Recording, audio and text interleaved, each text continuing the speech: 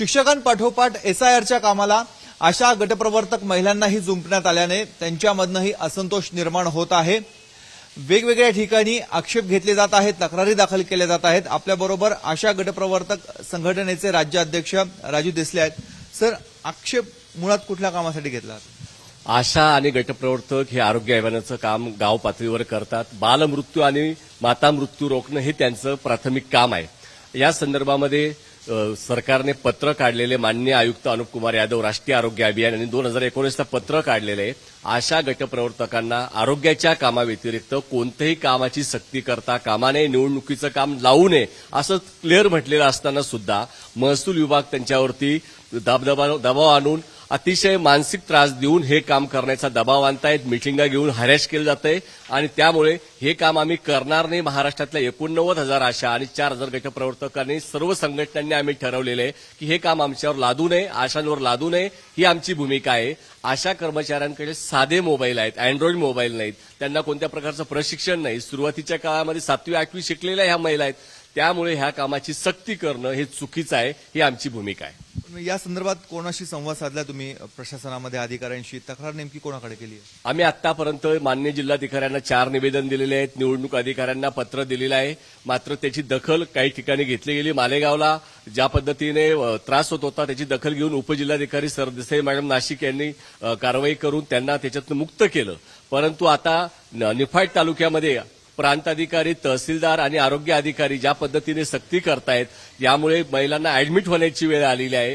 त्यामुळे आम्ही पिंपळगाव पोलीस स्टेशनमध्ये तक्रार दाखल केलेली की यांची मानसिक आणि हॅरेसमेंट केल्यामुळे महिलांचा आरोग्यावरती परिणाम होतोय, यांच्यावरती कारवाई करावी असं पत्र पिंपळगाव पोलीस स्टेशनला आम्ही तक्रार दाखल केलेली आहे। कोणाच्या विरोधात आणि नेमकी काय तक्रारीत काय म्हटलंय? तक्रारीत आम्ही म्हटलेलं आहे की आशा गटप्रवर्तकांचं काम हे आमचं गाव पातळीवरचं काम आहे। आम्ही महिला आहोत आणि आमच्या आरोग्य अभियानाच्या आयुक्तांचं पत्र आहे की हे काम करता कामा नये, आरोग्यावरती परिणाम होऊ शकतो। बालमृत्यू आणि माता मृत्यू रोखणं हे त्यांचं प्राथमिक काम आहे। त्याचप्रमाणे गावामध्ये ह्या सर्व महिला सुनबाया आहेत, सून आहेत गावाच्या, त्यामुळे जवळपास अनेक लोक शहरी भागात राहतात आणि ते गावामध्ये आमचं नाव तिथं पण कमी करू नका अशा प्रकारचाही दबाव त्यांच्यावर टाकला जातो। त्यामुळे ह्या महिलांची हे काम करण्याची इच्छा नाही आहे, शिक्षण अल्प आहे, त्यामुळे आम्ही त्या ठिकाणी मानसिक हॅरेसमेंटची तक्रार केलेली आहे आणि त्याचप्रमाणे दबाव टाकून काम करणं, महिलांना हॅरेस करणं या दृष्टीने आम्ही तहसीलदार, प्रांताधिकाऱ्यांना सुद्धा आम्ही वेळेवर सांगितले, त्यांचे नाव त्याच्यामध्ये घेण्यात आलेलं आहे आणि जे आरोग्य अधिकारी तालुक्याचे आहेत त्यांच्या विरोधाची तक्रार आम्ही पिंपळगाव पोलीस स्टेशनला दिलेली आहे। यात पुढे काय झालंय? त्याच्यावर अजून कारवाई झालेली नाही, म्हणून आज आम्ही एसपी साहेबांना सुद्धा मी स्वतःच भेटणार आहे आणि महाराष्ट्रामध्ये सर्व जिल्ह्यामध्ये आम्ही कलेक्टर साहेबांना विनंती करणार आहोत, आरोग्य मंत्र्यांना पुन्हा सांगणार आहोत की स्वतः आपण लक्ष घालावं।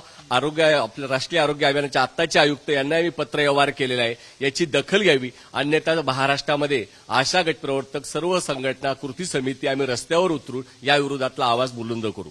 महिला आयोगाशी पण काही संपर्क साधताय? आम्ही महिला आयोगाला आज पत्रव्यवहार आम्ही तयार केलेला आहे, तोही महिला आयोगाला राज्याच्या आणि देशाच्या त्यांनाही पाठवणार आहोत की महिलांना जर सरकारी यंत्रणा जर हॅरेसमेंट करून कामं लादत असेल, त्यांचं शिक्षण नसताना महिलांची हॅरेसमेंट होत असेल, साधे मोबाईल आहेत आम्ही तेही सांगतोय, तरी सुद्धा ही सक्ती का? तर ही हॅरेसमेंट आहे। या विरोधामध्ये महिला आयोगाने सुद्धा दखल घेऊन संबंधितांवर कारवाई करावी अशी आमची मागणी आहे।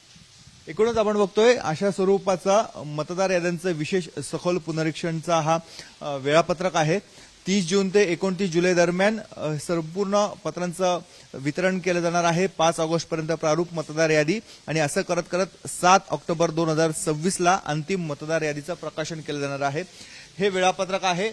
या वेळापत्रकानुसार आता सरकारी यंत्रणेच्या माध्यमातून, निवडणूक आयोगाच्या माध्यमातून कामाला सुरुवात झालेली आहे। मात्र एका बाजूला शैक्षणिक वर्षाच्या सुरुवातीलाच शिक्षकांना या कामासाठी जुंपलंय, तर दुसऱ्या बाजूला आरोग्य सेवेमध्ये ज्या आशा गटप्रवर्तक महिला आहेत त्यांना देखील या कामामध्ये जुंपलंय। त्यामुळे आता विरोध होत आहे, रोष निर्माण होत आहे आणि इथेच न थांबता या संदर्भात पोलिसांमध्ये तक्रार दाखल करण्यात आली आहे। त्याचबरोबर राष्ट्रीय महिला आयोगाचा दरवाजा देखील ठोठावला जाणार आहे। कॅमेरामन किरण कटारेसह मुकुल कुलकर्णी, एबीपी माझा, नाशिक। एबीपी माझा, उघडा डोळे बघा नीट।